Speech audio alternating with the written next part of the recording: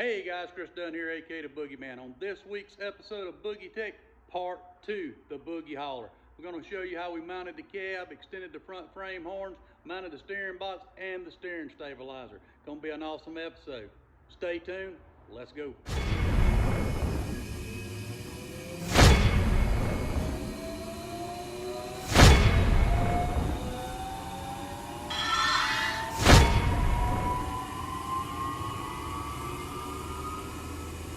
All right, guys, let's talk about the cab.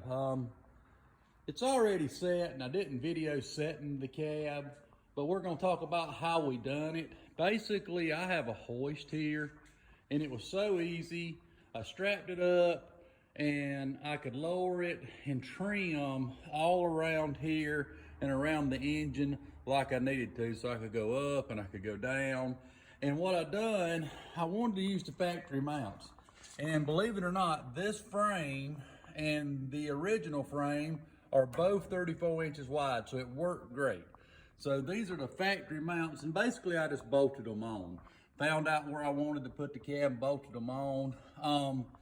The front mounts are the factory mounts off the other chassis, but what I basically did is I had to put a plate here, and put it flat and bolt it down through the frame this way. Reason being that this is independent front suspension versus the other one was a straight axle. So this frame gets narrow in the front. So it turned out nice because I got to use the factory rubber cab mounts, which was awesome. And it just looks right. It's bolted and the way it should be. Now this piece of tubing here is gonna be the front mounts. The original deal had 5 mounts, which sucked. So I'm gonna put 2 here, and in the radiator support, there's 2 holes. So we're gonna mount 2 rubber mounts here. So now instead of 5, we'll have 6 mounts. All right, guys, let's talk about the front frame horns and the steering box and the stabilizer. All right, what I had done is I had cut the frame off right in here so I could set the cab because I had the front end on the cab, and I wanted to make sure that I had the tire lined up right in the hole. So, you know, of course, the front end, the fenders, the front radiator support, and all that was bolted on because I could move the cab backwards and forwards to set it where I want. So I had the frame cut off right in here. So what I done is I knew I needed to put my frame horns out because I knew the way this OEM steering box was on the other chassis, it had this plate right here. All right, and it come off of a cross, had a cross member out like this. Or I shouldn't say a cross member. It just, well, yeah, it was a cross member. It went from the front, it went all the way across the whole front of the motorhome. And this steering box bracket was bolted here, just like it is now, you know. But it was like way forward than where it's at now.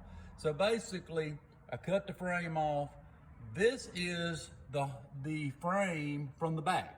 So I took the frame from the back, cut the piece out of it that I wanted, and just actually put it right back on the front, plated it up real good, and left it like this, you know, pretty much just straight out. So then I could stick my steering box up here, the bracket, which is this is factory, and this is factory up under here. All this was factory. I basically had to shave this off because the roll of the front fender comes down and rolls around it. So I cut this off. Basically, I don't know what degree it is, probably about 20 degrees. And then these are where I can get to the bolts in the back of the steering box. There's 2 here and there's 2 here. So we can get in there and line them up. And then we gusseted it off. So now I had to move the steering box forward, or should I say back toward the firewall, about 4 inches. To make sure that the front end would come down and, you know, this would be inside of the fender well.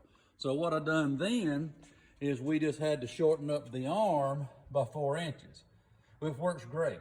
The way this system works, you know, it's got a, I guess it's a panhard bar, but it's like an idler panhard bar. So it has an idler here and it has a idler here, and that's working back and forth the panhard, which is attached to this idler system. I don't know what you would call this, the front steering setup on this thing, But it works pretty neat because then the steering stabilizer's right here. So you got the steering box on this side, working that arm, against the steering light stabilizer on this side, which is great. That's a great dampening tool. It's actually a pretty cool design.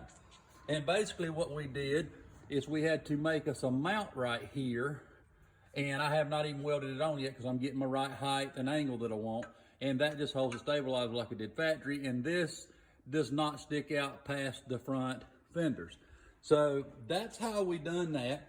This is a power steering box, and it'll actually mount right off the 12 valve, and everything's compatible. So that's just awesome.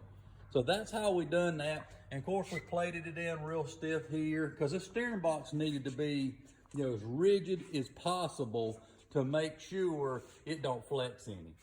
So with that being said, that's what we've done to this point.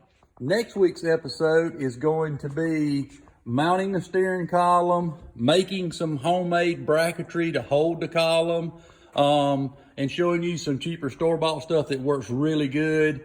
And we're going to talk about having to move the turbo down, and we had to make some stuff to make the turbo move down, and we had to change the exhaust manifold, and we'll give you all that information in case you're doing one of these trucks or you're doing anything with a 12 valve, and we'll give you some good tips on all of that. So stay tuned. Next episode, next week, Chris Dunn, aka the Boogie Man.